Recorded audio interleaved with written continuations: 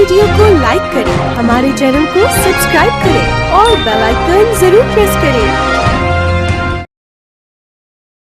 सात्विकी द्वापर का अजैव युद्धा का भव्य विमोचना लखनऊ में व पद्मश्री मालिनी आज थी और दिग्गज शिक्षाविदों की गरिमामयी उपस्थिति में हुआ विमोचने लिटर विदुषेन्द्र प्रतापसी ने की इन्वीनतम कृत्य सात्विकी कार्यमोचन साहित्य और संस्कृति का संगम लिटल शूर शिक्षाविद श्री राजेश दयाल एवं यूनिवर्सल बुकुसल सकेसी योग और प्रकाश व लेखक दुष्येन्द्र प्रताप सिंह की उपस्थिति में न किया गया था। द्वापर युग के वीर सात्विकी पर आधारित पुस्तक का विमोचन लखनऊ बना ऐतिहासिक काल साक्षी लीटर।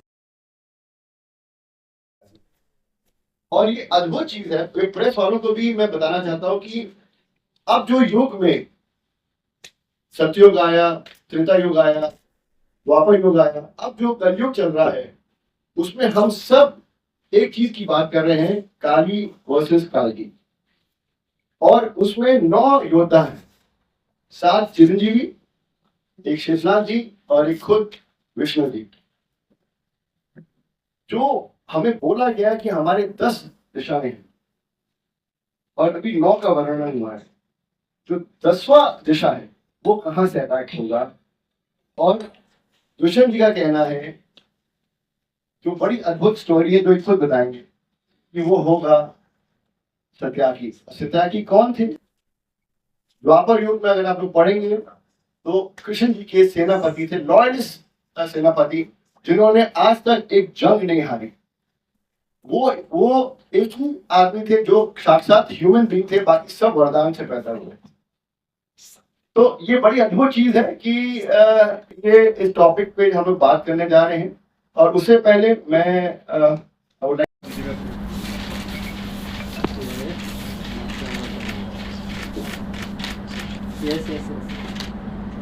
इधर देखिए जी ठीक है मैम। बकायदा गुरुओं की इसका ऐसा सम्मान था कि जो जितना वीर योद्धा गुरु, उसको राज्य अपने आप बुला करके सम्मान महसूस करता था कि हमारे यहाँ प्रशिक्षण देगा। सात्विकी एक ऐसा योद्धा थे जो युद्ध के समर्थक थे। वे कहते थे कि जटिल मुद्दे कभी भी बातचीत और शांति से नहीं सुलझाए जा सकते।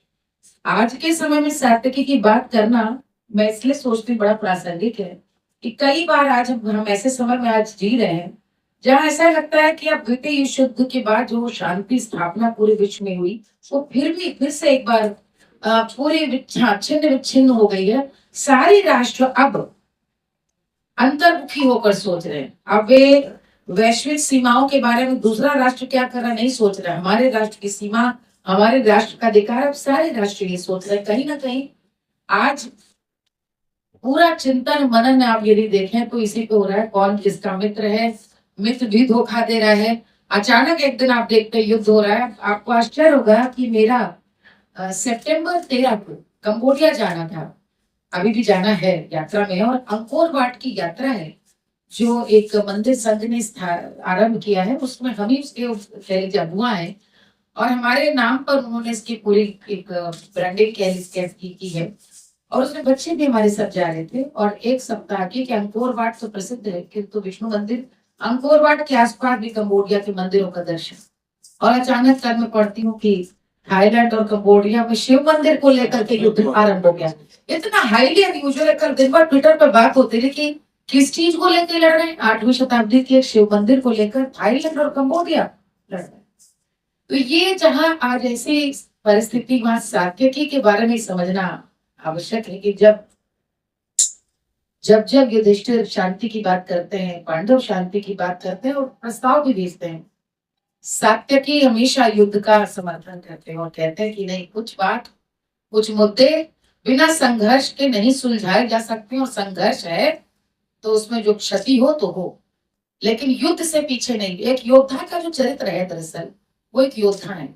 जो सबसे सुंदर बात है वो ये है कि आपको मालूम है कि आज बहुत सारे, आप तो ऐसी जगह पर हैं गौरव, जहाँ पर आपके यहाँ से हमने हजरतगंज वाले पुस्तकालय से यहाँ से किताबें लेकर कितनी अपनी विचार को भी हम लोगों ने समृद्ध किया। और उनमें से एक किताब जिसका मैं हमेशा 2 चीजों पुस्तकों को यहाँ पर, चूंकि महाभारत की बात है और कृष्ण की है तो मैं जिक्र करूंगी कृष्ण की आत्मकथा मनु शर्मा जी की लिखी, प्रभात प्रकाशन से है। वर्णन है कृष्ण के मित्र के रूप में, अर्जुन के शिष्य के रूप में। और मैंने कहीं भी, क्योंकि वो भी फिक्शन उन्होंने कृष्ण की कथा का दिया है, हम नहीं जानते, हम कल्पना ही कर सकते हैं क्या हुआ होगा। अब राम कथा भी वाल्मीकि ने जो लिखी और गोस्वामी जी ने लिखी, और फिर उसके कितने इंटरप्रिटेशन हैं। एक बड़ा सुंदर नरेंद्र कोहली जी की किताब है राम का उद्भेदन, 2 खंडों में, उसको यदि आप पढ़िए तो वो पूरी पुस्तक राम के वनवास के 14 वर्षों पर केंद्रित है कि उस 14 वर्षों में राम ने क्या किया होगा। हम लोग सीधे कहते हैं वनवास हुआ और फिर सीधे सीता जी को हर के ले गए, अरे 14 वर्ष क्या किया। वो 14 वर्ष में राम राम बने। उस 14 वर्ष में चित्रकूट में रह करके वहां पे जितने भी वंचित शोषित थे उन्हें खेती सिखाई, धनुर्धारी बनाया, उनको समर्थवान बनाया। सीता जी ने उन स्त्रियों को कृषि कार्य सिखाया, सब कुछ सिखाया। 14 वर्ष में क्या क्या किया, कुछ तो किया था जो उनकी ख्याति इतनी बढ़ गई कि जब वे संकट में हुए तो अयोध्या से सेना नहीं आई, पूरा लेकिन वही वंचित शोषित समाज उनके लिए एकत्रित हो गया कि राम के साथ खड़ा होना। वो 14 वर्ष की कमाई थी। ये फिक्शनल एक विचार है कि वो भी सोच रहे हैं कोहली जी कि क्या किया होगा राम ने। ऐसे ही महाभारत में हम जो पढ़ते हैं, महाभारत भी पढ़ लीजिए 18 दिन का, तो पूरी व्यू रचना के बारे में। और ये बड़ा इंटरेस्टिंग किताब यदि आपके पास हो, मैंने तो कहीं नहीं देखा। हम अक्सर में सुनते हैं मयूर व्यू, ये चक्र व्यू, सिंह व्यू, कि वो किस प्रकार की, आज भी आप यदि देखें टीवी में देखा होगा कि जब एयरफोर्स चलता है प्रेसिडेंट ऑफ यूनाइटेड स्टेट्स का, तो कैसे साथ में उनको व्यू बना करके घेर करके साथ में चलते हैं कि उनको पूरी गार्डिंग उनकी करते हैं।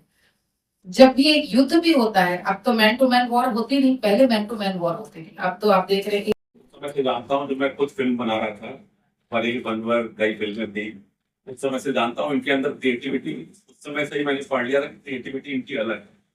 और ईश्वर ने इनको उस तरह से काम भी दिया और लोगों से जोड़ा भी। मैं बहुत आश्चर्यचकित हूँ कि मैं खुद अपने पुत्र के निधन के बाद 7 बार मैंने पूरा गीता पढ़ा। मेरे ख्याल से वो अवसाद का दौर था 2014 में मेरे लाइफ, और मैं उससे निकला तो गीता के माध्यम से निकला। लेकिन फिर भी सात्यकी नाम का कोई चरित्र है, इसको नहीं ढूंढ पाया। तो दुष्यंत जी बहुत बहुत बधाई के पात्र हैं कि ऐसे ऐसे योद्धाओं को, ऐसे ऐसे लोगों की स्टोरी निकाल सकते हैं। सिन्हा जी बैठे हैं, इन्होंने भी निकाला था एक स्टोरी। और जो हमारे अनटोल्ड लोग हमारे हैं, उनके बारे में जानना अपने आप में एक बहुत बड़ी बात है।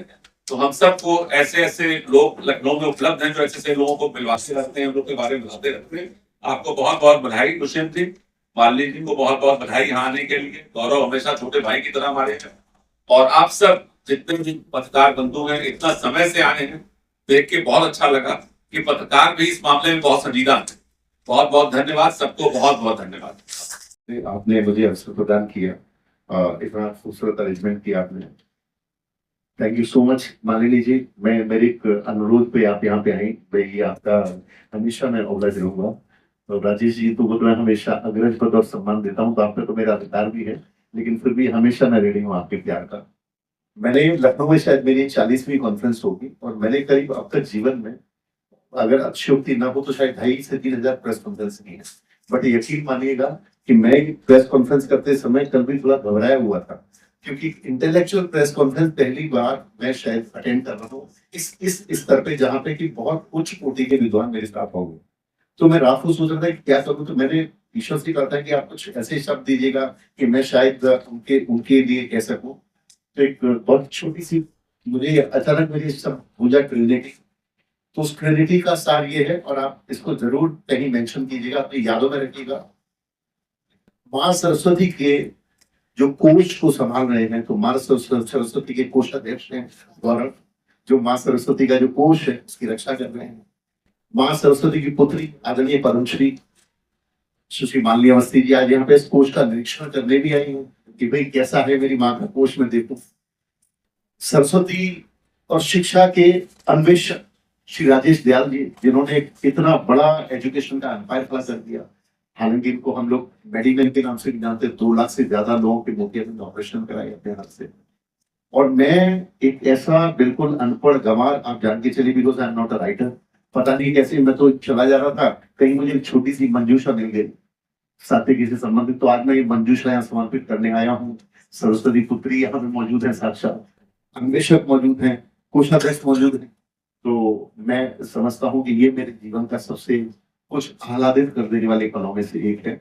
और मेरा तो सिर्फ हृदय से शुक्रिया। मैं बहुत अभिभूत हूँ आप सबके प्यार का। आप सबने अवसर मुझे प्रदान किया, सिनेमा में मुझे बहुत मौके दिए, बहुत अच्छे अवसर प्रदान किए देश विदेशों में। लेकिन ये जो आज का जो ये अवसर है, जो समय है, ये मेरे लिए हमेशा अविस्मरणीय रहेगा। मैं इसे कभी नहीं। तो विष्णु भाई ये बताइए कि सात्विकी साहब कि आपके दिमाग में आए कैसे? सात्विकी, मैं जब छोटा था तो मुझे पढ़ने का बहुत शौक था। तो कहीं पे मैंने बहुत पुरानी जो महाभारत से संबंधित जो साहित्य थे, तो कहीं पे इनका एक जिक्र पढ़ा था। और पता नहीं क्यों मुझे उस समय हैमर कर गया है कि नहीं, ये तो बहुत कुछ थे अपना। और वो आते आते सालों से मैं सोच रहा था कि मैं लिखना शुरू करूंगा। तो लास्ट टू लास्ट ईयर एक ऐसा वक्त आया कि जब मेरे पास मतलब काम से मैं थोड़ा सा उगता गया। बहुत करते करते मैंने मालती जी, आप तो सिनेमा को समझने वाले लोग हैं, विशेषज्ञ लोग हैं। 2018 से लेकर मैंने 28 प्रोजेक्ट डिलीवर किए, जिसमें 3 फीचर फिल्में थी, एक फीचर फिल्म आउटसाइड प्रोडक्शन की थी, वेब सीरीज थी। इससे मैं बहुत थक गया था। तो मैंने कहा ईश्वर मैं करूँ क्या? फिर मैंने घर बोला लिखूंगी मैं आराम करूंगा आके। और पता नहीं एक दिन ऐसी प्रेरणा हुई कि मैं फिर बॉम्बे गया और रात को अचानक I was in a dream. और मुझे शायद लगा शायद ये प्रभु का एक इशारा है या उनकी उनकी मेरे लिए उनका आदेश है। तो मैंने कलम उठा ली और ये सब एक मैजिकल तरीके से होता चला गया। मैं कभी ये दावा नहीं करता कि बुक मैंने लिखी है। ये सब इसमें जो भी मैंने लिखा, ये आप ये तो बोल सकते हैं मेरे अवचेतन या कुछ भी। एक परफेक्ट एक समय होता था जब मैं कलम लेके बैठता था और मेरी कलम अपने आप चलना शुरू हो जाती थी। न इसका अंत न इसका प्रारंभ, कुछ भी मेरे दिमाग में नहीं था। ये बिल्कुल सच है, इसमें कहीं धुलाई नहीं। और गौरव भी इतनी जी जान से जुड़ गए मेरे साथ में। शायद इन्होंने मेरी भावनाओं को समझा। मानवी जी को भी कल, मानवी जी आप तो विद्वान है, आपने कहा भाई हाँ दुष्यंत क्या, तो शायद आपने मेरी भावनाओं को समझा। राजेश भैया तो बड़े भाई की तरह से इनका अनुरोध करे तो भाई के साथ काम, चाहे मैं अच्छा करूं या बुरा करूं, ये तो हर वक्त साथ खड़े हैं हमारे। तो मैं इस ये तो आदर मुझे सम्मान जो प्राप्त हुआ उसके लिए मैं बहुत आभारी हूँ। लेकिन इस बुक को लिखने की प्रेरणा मुझे स्वतः मिली। और ये कैसे लिखी मुझे आज भी मैं खुद पैशन है। नहीं, बिकॉज हमारे पूरे यंगस्टर्स और एल्डर्स में ये बात जरूर है कि काली वर्सेस कालकी 100% एवरीबॉडी इज टॉकिंग अबाउट इस युग में क्या होने वाला है। बट आपने एक सोच और उजागर कर दी। भाई सब लोग जानते हैं चिरंजीवी के बारे में, सब लोग जानते हैं कि 2 और होंगे, विष्णु जी एंड शेषनाग जी। भाई ये तो 10वां वॉरियर है, कहाँ से ये सोच है? आपने एक सोच डाल दी सबके दिमाग में कि ये चीज हो सकती है और ये पॉसिबल है। तो ये सोच पे ही किताब आपने जो लिखी है, यही वो चीज है। मैं एक्चुअली सिनेमा बनाता हूँ और मैं हमेशा कुछ सोचता हूँ क्लाइमेक्स के बाद भी कुछ होना चाहिए। लेकिन इसमें पता नहीं ईश्वर कृपा से automatically there is a 4 climax. आपको लगेगा कि शायद यही तो क्लाइमेक्स है इस बुक का।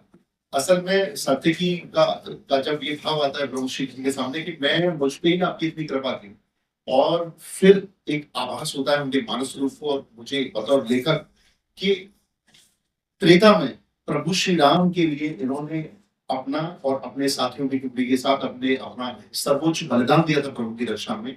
उस बलिदान के क्रम में प्रभु श्री राम ने इनको यह सौभाग्य प्रदान किया कि वो द्वापर में बतौर उनके सारथी उनके साथ रहे और प्रभु यहीं पे नहीं रुके।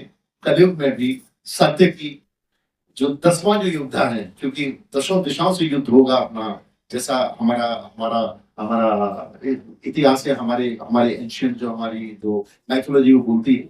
तो 9 वॉरियर तो हमारे सामने प्रकाश में है, 7 चिरंजीवी हैं, स्वयं शेषनाग हैं और स्वयं प्रभु कल्की हैं। जो 10वें वॉरियर होंगे वो होगा देवदत्त, जो कि उनका जिस पे बैठकर प्रभु युद्ध करेंगे कली और उसकी सेना से। तो 10वें वॉरियर सत्य की। तो ये 3 युगों से जुड़ी किताब है। आप बहुत डीपली आप जब पढ़ेंगे तो आपको पता लगेगा। And it's a trio.